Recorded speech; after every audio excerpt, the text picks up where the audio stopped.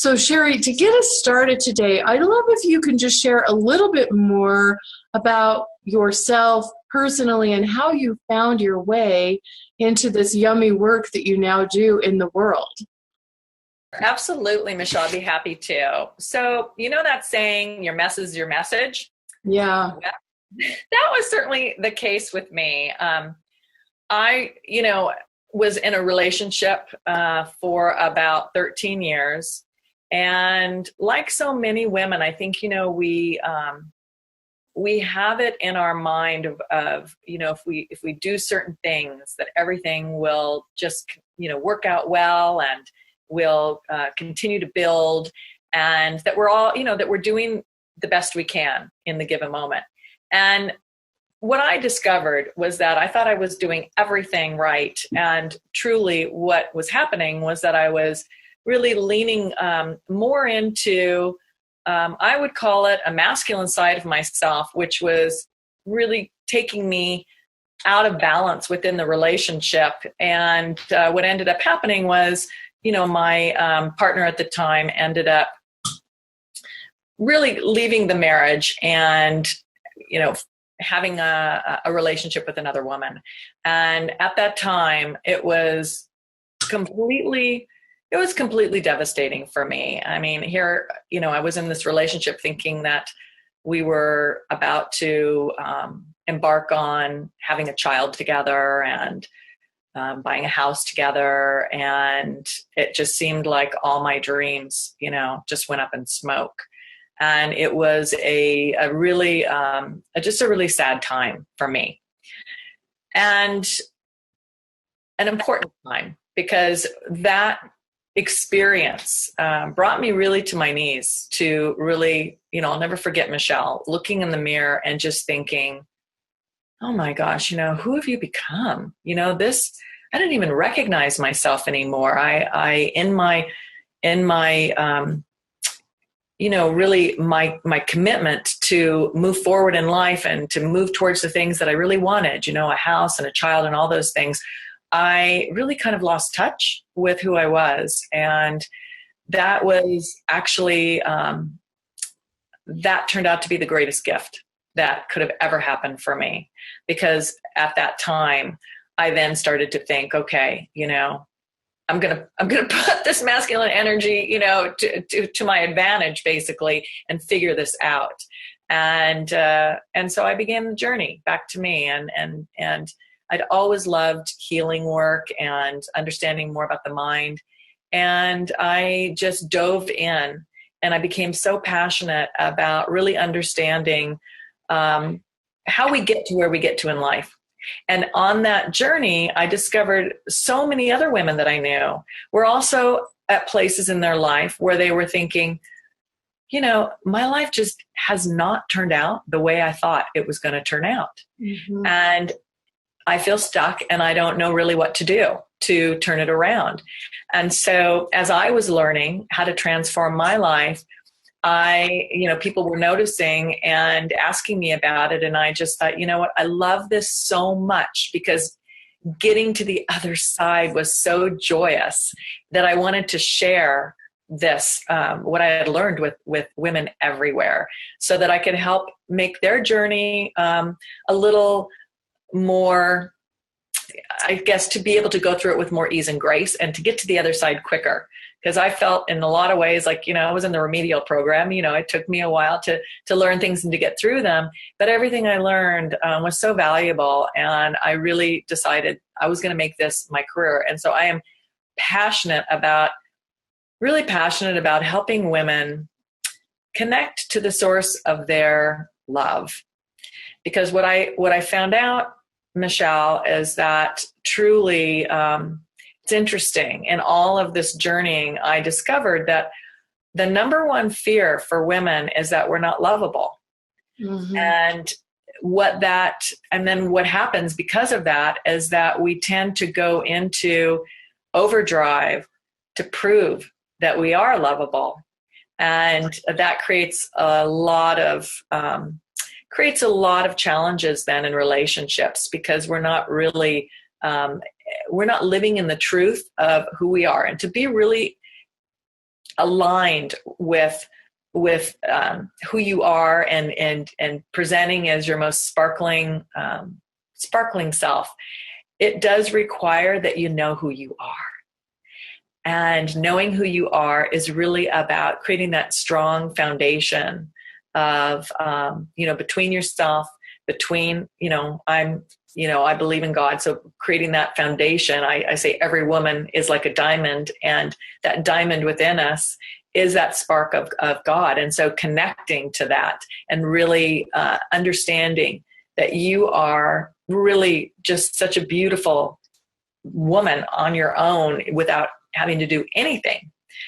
And so that's really my mission, is to help women understand who they are, and then to create a life that they love, that's joyful, whether that means somebody's in their life as a partner or not, but to experience life fully and to love their life. And so that's pretty much brings me to where I'm at today, where I love coaching with women and sharing just with women in general, like doing this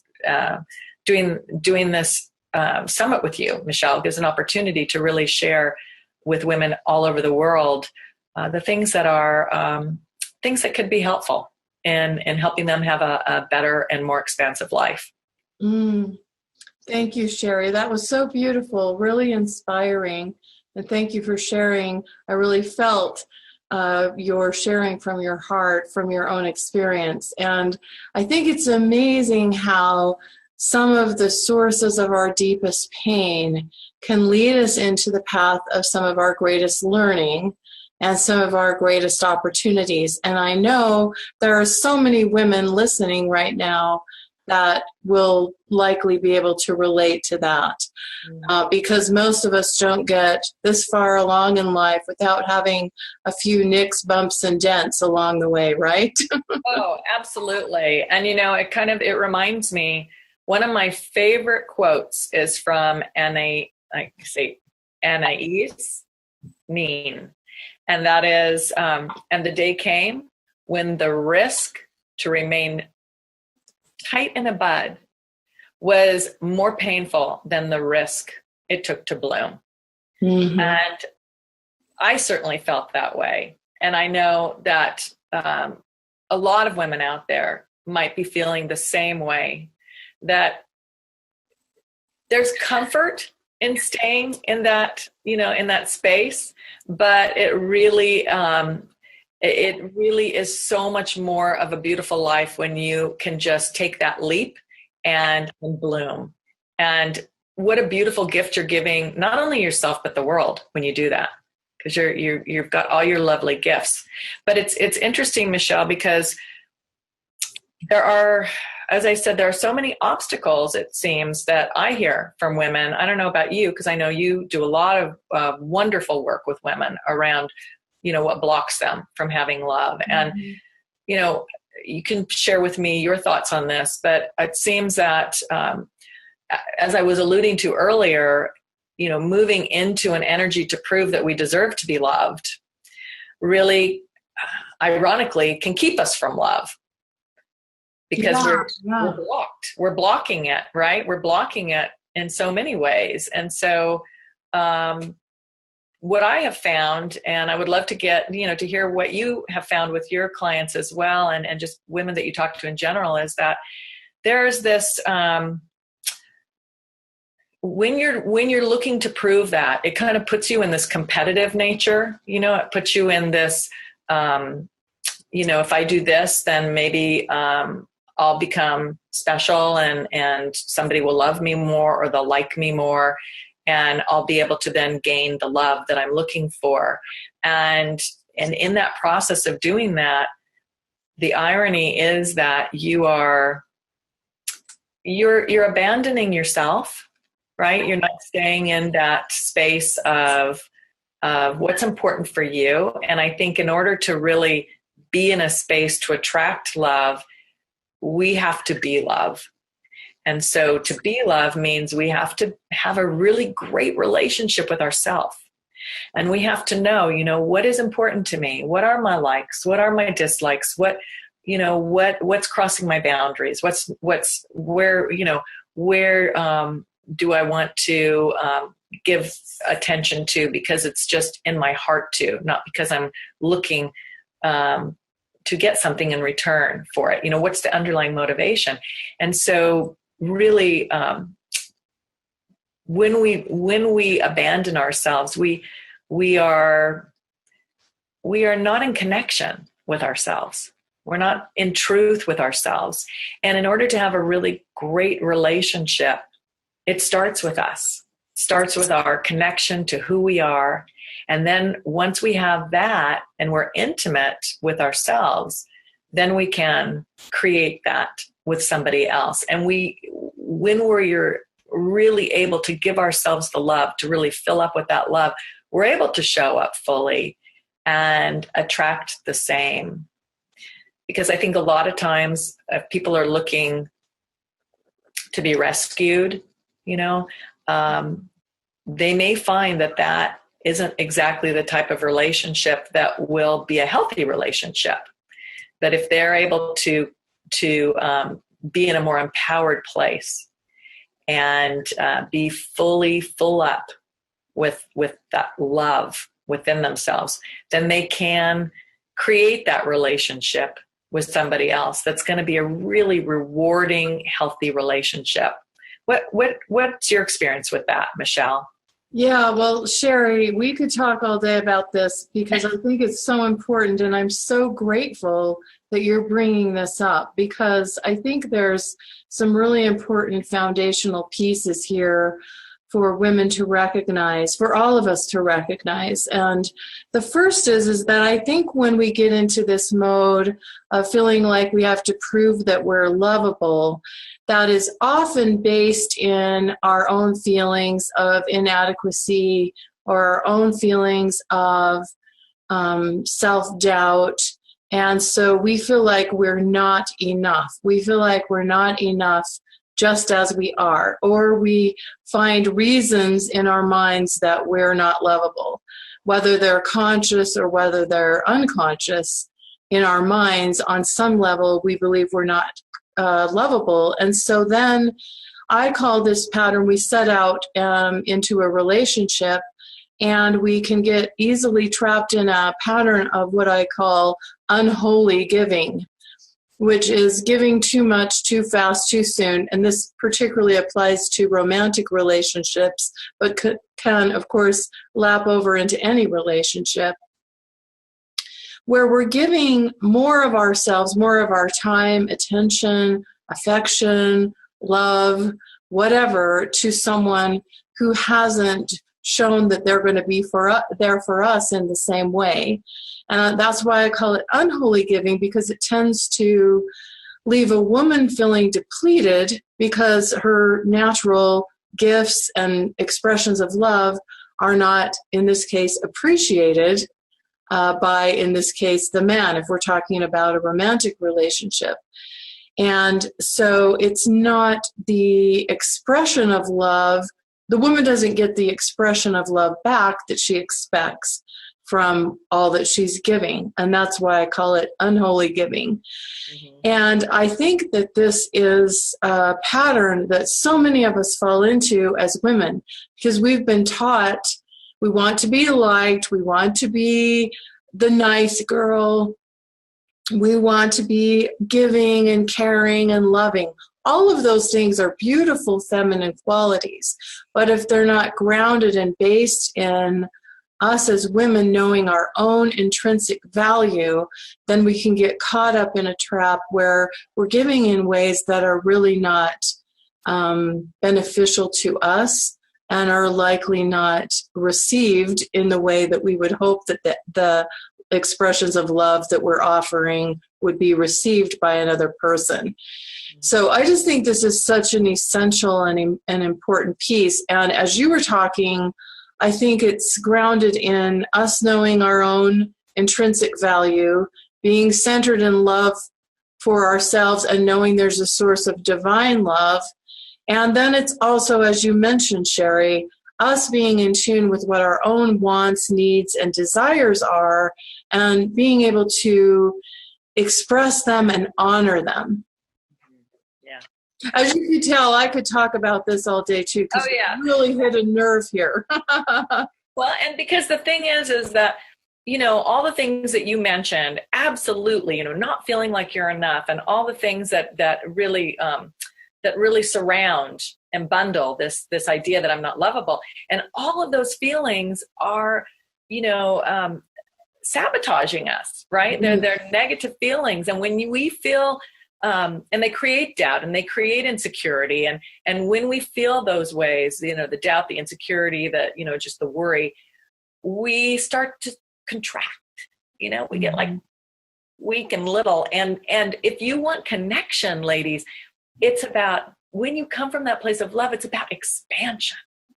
And that's the way, because when, so all of those doubts, so that's the thing, is you want to work through all of those blocks so that you can be in that space.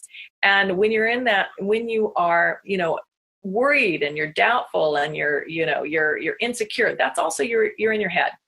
And when you're in your head, you're not in your heart. And where we connect with other people is from our heart. Yeah. So I want to give a couple of practical ways that you can drop down into your heart. That would be wonderful.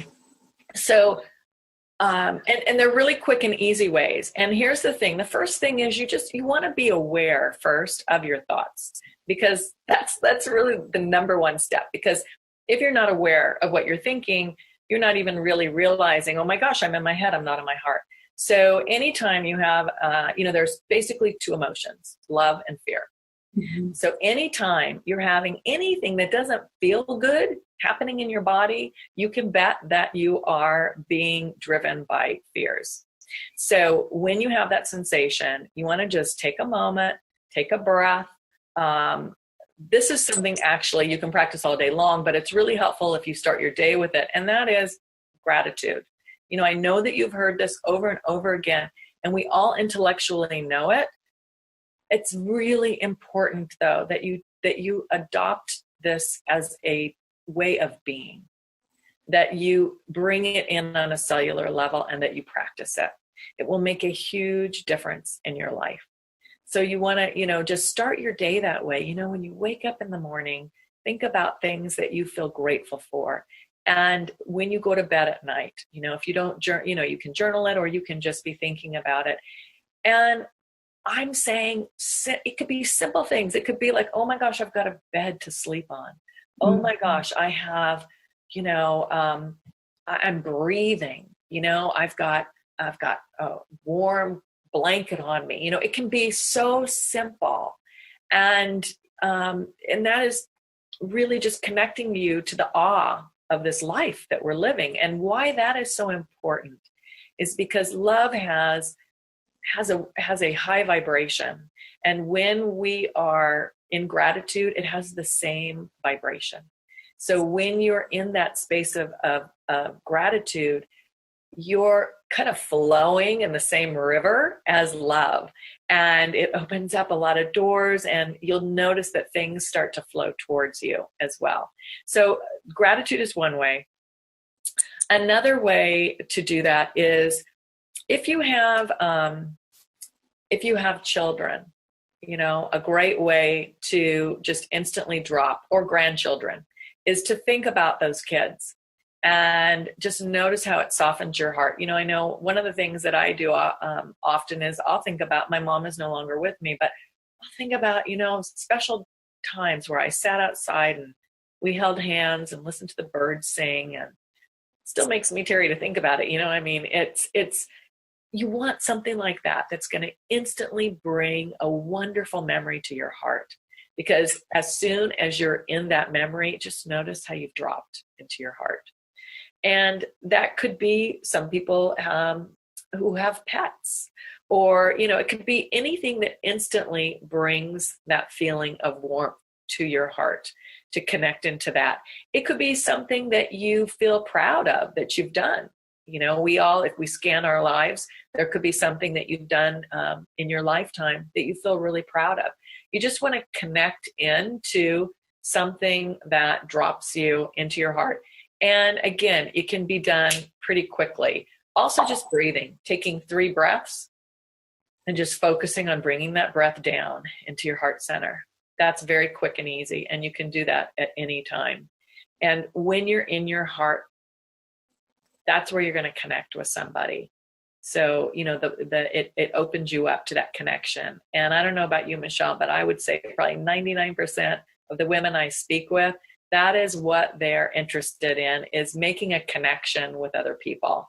And that's really impossible to do when we're in our head and we're in our thoughts. People don't feel us when we're in our head. So dropping down into your heart, that's where you're going to connect, ladies.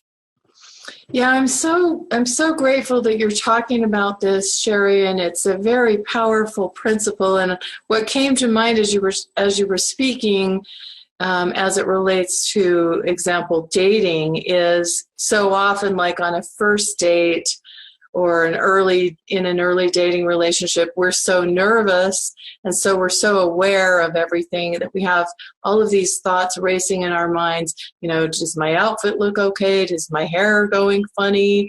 Do I look fat in this? Whatever. And does he like me? And, sometimes we're not even looking through the filter. Do I really like him? Is he someone I could really respect? But our mind is racing, and we're thinking, is this going to work out? Does this relationship have potential? And it's impossible, like you said, to have a deep, heart open connection when we have all of those crazy racing thoughts going through our head, which are really fear-based, as you mentioned. They're fear-based thoughts. And coming back to that, I'm not lovable or I'm not enough exactly as I am. And so, yeah, I think you're absolutely right when you say, in order for us to have the possibility of the deep connections, whether it be in our romantic relationships or other relationships, being centered in our heart is a way for people to really be able to feel us, feel the essence of who we really are. Absolutely, Michelle. You couldn't be more right on, especially as the ladies going out on dates. I love that analogy because it's so true. And when you're going out on a date, you're excited, but you're nervous. And so it's a great reminder to just stay heart-based. I wanted to also share, because a lot of times we can get into situations where, let's face it, I mean, we live in a world that has polarities. There's good and there's bad. And none of us escapes, right? I mean, we have that boss that, kind of gets in our face, or we have that parent, or we have that, friend or partner that might bring up some conflict for us, or sibling, somewhere in relationship, you're bound to come up with conflict at some point. And I wanted to share a simple question that changed a relationship for me like 80% instantly. And I've given this to clients and friends, and they've used it and said it's made a huge difference. And it is a very simple question. So when you are facing conflict, the thing is that most of the time we go into I want to be right? I want to be right. And the bottom line is that you want to be able to get beyond I want to be right to a result that's going to evolve the relationship. But that's the bottom line. So one question that you can ask that will help you in any relationship that there's a conflict in is to ask the question, what would love do? And you may want to close your eyes and just listen for an answer. But I have to share with you that I asked that question. I had one time with my mom. My mom was the type of woman who really didn't open up that much. She kept her emotions pretty closed in, and so it was often not easy to understand what was going on. And I grew up a lot of times thinking, what did I do wrong? What else could I do? A lot of angst. And I had the opportunity to really heal that relationship. I'm so grateful for that. In the last, I would say probably, 5 years of my mom's life, completely turned it around. And it was the biggest blessing. And it was because I asked that question. And we were having a conversation, and it really wasn't, we were kind of butting heads. And so I left the room and I just asked that question in a really sincere, prayerful way. And I got an instant answer. And what happened, Michelle, what I realized was that when I would get into these situations of conflict, I was very much thinking about how it was affecting me, and kind of a self-absorption of that, right? Mm-hmm. And in that question, what would love do? It took me outside of myself, and I was given a very clear picture of what was going on with my mom. And I had great compassion instantly. And that was such a key to really shifting the relationship, because anytime we can shift out of feeling like a victim into feeling compassion and understanding, you're going to evolve that relationship a millionfold. And the interesting thing is that after I asked this question and I had this huge shift, when I walked back into the room, my mom had shifted as well without me even saying a word. She opened up. As I said, she had never done that in my entire life. She was a different person. My shift had shifted her. So oftentimes when we're in conflict, we want the other person to be a certain way to make us, feel better, or to create a different relationship. But if you will just simply ask that question, I can guarantee you it'll shift things. And from that point on, my mom and my relationship, I say it was like 85% positive and changed, which was such a blessing. So I love that. I love that question, Sherri. Thank you so much for sharing that. And I really felt the power of that question as you spoke. It kind of gave me the goosebumps. Yeah. So I think that's just a really beautiful, simple but beautiful question that we can all ask that could really transform a lot of our interactions. So thank you. Yeah, very much so. Absolutely. Absolutely. And I would just encourage those of you listening just to ask, where could you ask that question today, or this week? That would be great. I know you have some tips specifically for women that they can begin to implement right now to increase their own level of happiness. Mm-hmm. And you've already talked about gratitude. You've talked about this beautiful question about what would love do, but I wonder if you have anything else you'd like to share around that. Yeah, absolutely. I have found that these 3 questions are really helpful to increase your level of happiness. The first one, we alluded to a little bit earlier, and that is just to really connect with what lights you up. What brings joy to your heart? Because what I have discovered is that so many women, oh my goodness, you're so great at taking care of everybody else. And you do so much for everyone that you bury the things that bring you joy. And over time, as you do that, you can kind of feel blah, because you're not really connected to that which gives you the life and the happiness. And so ask yourself, what lights me up? I have a client who was in a major funk, and she, this just was a couple of weeks ago this happened, and she shared with me that she remembered, okay, what lights me up? What's the tool that you've had me write down all the things that light me up? Well, she remembered that she loved to paint.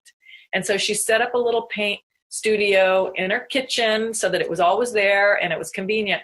And she started to paint, and she said her mood lifted immediately, and she felt the joy just oozing out of her as she engaged in that. So really discover what it is that lights you up. Write down 5 to 10, well, let's say write down 5 things, and really make at least 3 of them things that you can do on your own. Things that, like gardening or photography or cooking or painting, because that is where you're able to inspire your own joy. And, you might also enjoy getting on the phone with a friend or a sibling or a parent or doing something of that nature. But make sure that at least 3 of the things you write down are things you can do yourself, and then engage in one of them daily. The second thing is for you to understand why it is important, for you to engage in what that is that lights you up. It's important to know the why, because when you're coming up against obstacles, when you're engaged in something happy, say your end result, okay, you're in the summit, say your end result is that you want to meet Mr. Right. And that requires a certain level of energy to be in that space, to attract the right guy, right, Michelle, and to be in that zone. So the why could be something like, I want to meet that really wonderful person that I'm meant to be with the rest of my life. So if you're not engaged in doing something that you would love to do, we talked earlier, you might be in a more contracted state. You might be in a, insecure state. So knowing where you want to go is going to inspire you to get connected to something that you love to do, because getting connected to that thing that you love to do is going to raise your vibration, your love energy, your attractiveness, and bring that person in. And then the third thing is, how would you show up differently if you were lit up all the time, and just really, really get clear on how things would be different if you showed up in that space, rather than a space of being in that contractive state. So understanding that these are the ways that you can really expand your ability to connect with a man who you would love to be in a relationship with. And every man that I've ever chatted with said that the number one thing that they're attracted to in a woman is happiness. So really important to connect with that as well. Yeah, I think that's really, really important. And I think one of the things that can also help you get in touch with some of the things that light you up is to even consider some of the things that you really loved as a child or as a younger person that you might have lost touch with. For example, I used to be very musically inclined, and I haven't done a lot with that in the past few years. And as I've started just dabbling with that again, it's brought me a lot of joy. So I think that's another way you can potentially tap into some of that. And yes, if you're lit up, you're going to be, it's an incredibly attractive quality, and you're going to be on a higher energy, at a higher energy vibration, like you were talking about.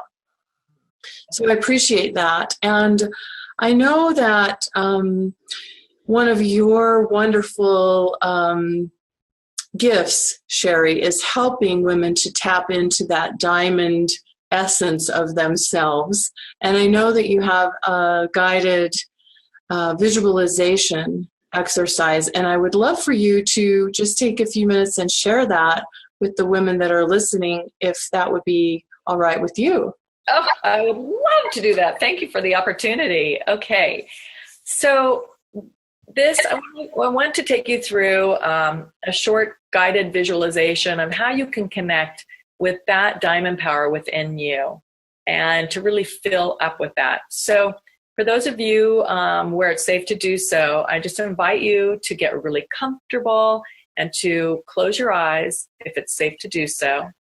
And just start taking in some nice deep breaths. And as you take in those breaths, just feel that shimmering divine light flow through your body, clearing and cleansing anything that doesn't serve you, just letting it go. And as you exhale, just releasing any stale energy, releasing any cluttered thoughts, and taking in another nice, deeply relaxing breath. Feeling your feet relaxing, your calves relaxing. Feeling that breath flowing down, relaxing your thighs, your hips, your belly, allowing that breath to flow with ease and grace into your heart center, clearing and cleansing any thoughts that don't serve you, gently releasing them with the out breath, bringing that beautiful, divine, loving energy into your shoulders and your arms, and feel them relaxing all the way down to your fingertips, relaxing your back, your neck, your shoulders, relaxing your head and your scalp, feeling that breath relaxing your jaw, even your ears. And as you feel completely relaxed, start to bring in a beautiful waterfall of divine energy and see that flowing through the top of your head, flowing through your body, clearing and cleansing anything that doesn't serve you. And now noticing a beautiful diamond in your heart center, a diamond in your head, a diamond in your lower belly, below your belly button. And as this beautiful waterfall of divine, loving, healing light flows through your body, just notice how it starts to ignite these beautiful diamonds, these 3 diamonds. And you can start to see the light of these diamonds become more luminous to the point where the facets are becoming sparkling, so sparkling and expansive, and you can see the light flowing out into the rest of your body. And that light is expanding into every cell, down to the DNA of that cell. It is creating a beautiful, bright light. And each of those cells in your body are like little baguettes shining, like somebody has thrown diamonds throughout your body. And you can feel that light getting brighter and brighter and brighter, going out to the edges of your body and feeling your whole body cleansed, feeling that divine healing light flowing through you, expanding. Feel your cells start to vibrate with the love and the light of divine healing, beautiful, loving light. And just feel yourself completely lit up with the beautiful essence of who you are. Really connecting with that truth. This light is the truth of who you are. All darkness has been pushed out, drained out, and your entire body is full of this beautiful, loving light, the truth of you. And just taking 3 deep breaths, really anchoring into that truth. Filling up with this beautiful, beautiful diamond power that is your unique essence, your unique self. Knowing that you are so special, knowing that you have an important part to play on this planet. And by tapping into this beautiful essence, your natural charisma will exude out and not only be lit up within you, but create joy and love for those around you. And one more nice deep breath, anchoring into this truth.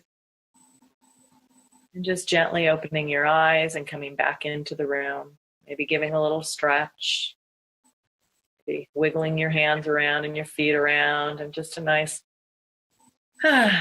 sigh coming back into the room.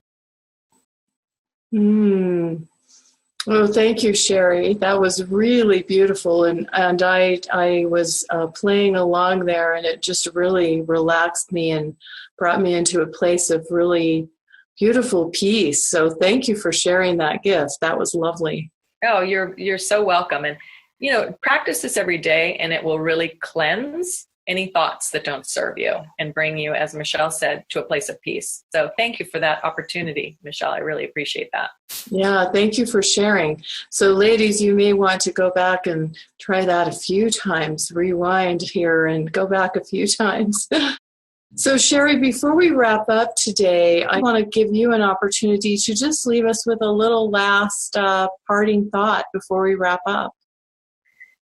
I would love to. And that is, ladies, just know that you are love. You are that magnificent, sparkling, beautiful, valuable woman who anyone would be just so thankful to be with. And you don't have to do anything to be that. You are that love, and stay connected to that source of love, because that is your holy grail, and it is available to you every minute of every day. That was really beautiful, and I really appreciate what you've shared today and the generosity of your heart and your wisdom. And Sherri and I also want to thank each of you for being here with us. We know your time is incredibly valuable, and we want to compliment you because obviously you're the kind of woman who wants to learn and grow and have an amazing life and amazing love. So we're so grateful that you've joined us. Thank you so much, Sherri, again. Lots of love to you. And thank you again to each of you for being here with us. Bye-bye for now.